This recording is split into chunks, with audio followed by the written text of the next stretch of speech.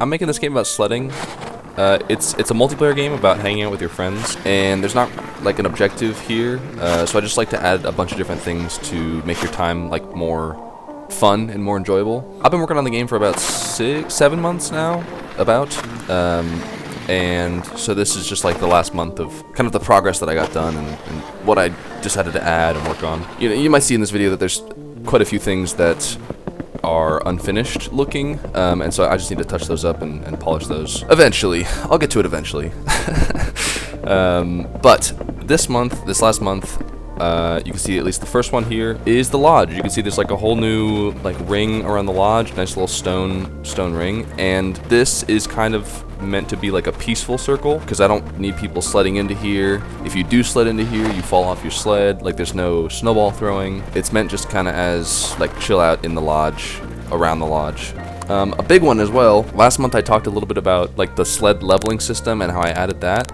And now there are dies related to the sled leveling. So whenever you level up your sled, you'll get a new die, a new like skin basically for your sled. And there's a couple here down below, but I don't want to show off the good ones, you know.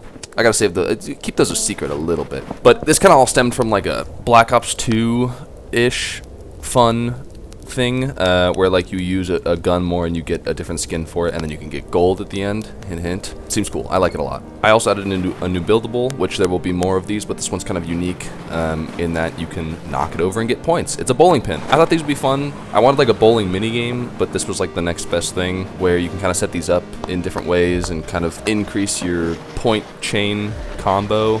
Like if you're going down the hill, set one of these up, knock into it, get points, do a jump, get more points. Could be cool. Or just put them at the bottom of the hill and run into them as fast as you can. It's up to you. I just think it's fun to have as like a little placeable. I also added these ski lift buttons to the size of the ski lift. I added these because the movement of the chair lifts before, it was just a lot going on. A lot of, from like a performance perspective and a networking perspective. And so these just fix it, and I think they add like a fun little, gameplay mechanic to it. And also if they stop midway, which they might, I thought it would be fun to add that in, then you have to just like jump off. But they don't stop unless you like, if you click the button every time when you're at the bottom, it's not going to stop. It's only just like if you're not paying attention and it's been a while. They stop after like 5 minutes or something. I don't know. I just thought it'd be fun. And then I also added curling as one of the mini games. I love curling just from like a game perspective.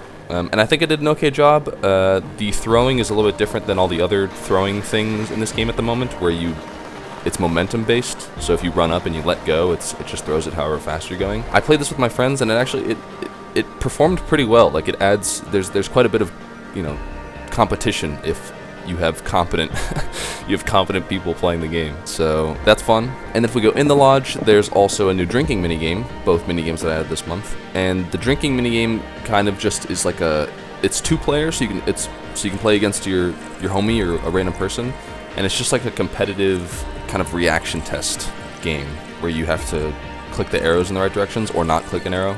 And I like it because I added the sipping sounds, and whenever you miss one, you cough. And then obviously it speeds up, and then whoever misses the most, or I think it's like 5 or 6. Hold on, let me see. 6 misses, you like get knocked over, you fall out. So that way the winner, it's like an inherent winner stays mentality, right? Like you win, you stay on the table. It's kind of fun. I could imagine like one person just being so good at this game that they never leave the table. Which is maybe a problem. I don't know. Doesn't matter. And then let's get up to the top of the mountain here. I added a nice little debug feature where I can increase my speed. This is honestly probably just going to be shipped with the game. Only the host can do it, so do as you will, but it helps me to get around different parts of the map. I reworked the racing system, so now, before it was a little bit complicated. I'm not going to re-explain it, I'm just going to explain the new one. But the current racing system is you go near a flag, everyone needs to be around the flag, and then you activate it, and it like pulls everyone into the flag. And then you do a race, and it kind of just keeps track of like the positions, and it's basically just first to finish. I really like the racing.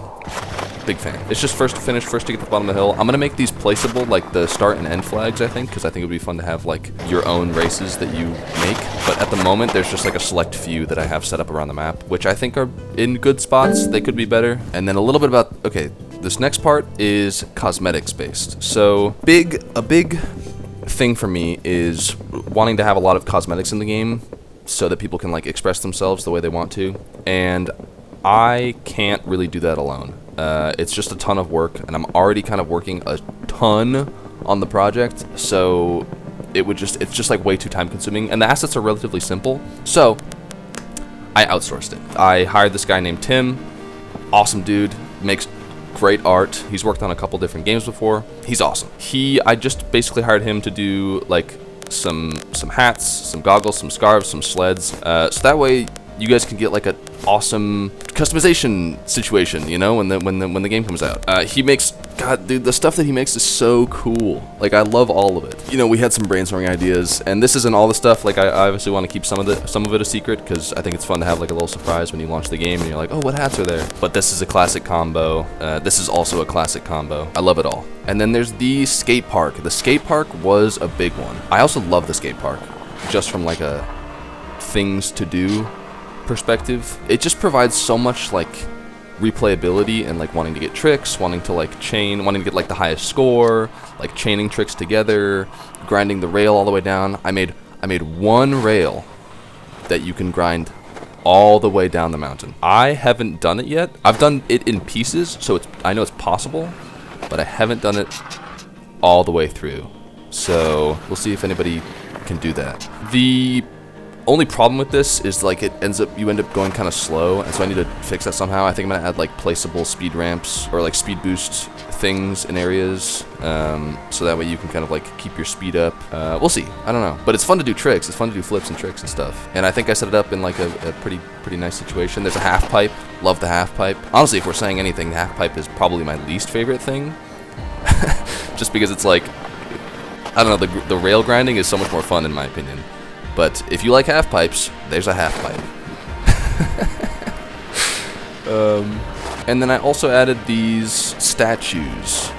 So these statues, there's going to be a bunch of different ones. You saw one in the lodge, maybe. They're basically going to be used as like a way to unlock new characters. In the past, I said there'd be like poles that you interact with, like little tiny character polls to unlock characters, but I think this is more interactive and, I don't know, a little bit more challenging, I guess. I'm not going to tell you how it works, but it's cool. I made all of the statues like resemble other real life famous statues, so you'll see some later on. But if you can guess this one, good on you, you know. And that's kind of it for the past month.